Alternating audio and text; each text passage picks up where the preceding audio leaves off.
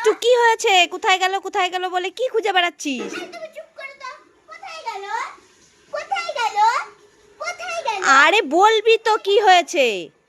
আরে মা, আমি দিদার বাড়ি থেকে একটা উনুন নিয়ে বাড়ি আসছিলাম ঝুঁকির সাথে রান্নাবাটি খেলবো বলে। হ্যাঁ।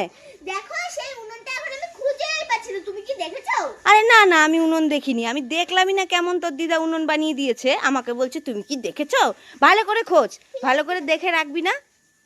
উনুনটা তো ছোটই আছে, দেখা যেত তো। কোথায় গেল? কোথায় গেল? আরে মিষ্টু দাঁড়া। কি? এই তোর মাথায় ওটা কি রে? মাথায়? উনুনের মতো দেখা যাচ্ছে, দেখি দেখি দেখি। কোথায়? এটাই তো তোর উনুনটা। হ্যাঁ? এ বাবা, আমি যে উনুনটা মাথায় রেখেছি কাজের চাপে ভুলে গেছি। কত কাজ করে, সারাদিন খায় আর খেলা করে ঘুরে বেড়ায়, আবার বলছে কাজের চাপে ভুলে গেছি। দুষ্টুমি হচ্ছে। আমাকে মেরো না, যাই আমি ঝুঁকিতে বাড়ি ঠিক আছে, যা যা। আজকে খাসির মাংস রান্না করতে হবে এই আমার। উনুনে? হ্যাঁ। ঠিক আছে, যা। ঝুঁকির আজকে জন্মদিন তো। আচ্ছা ঠিক আছে।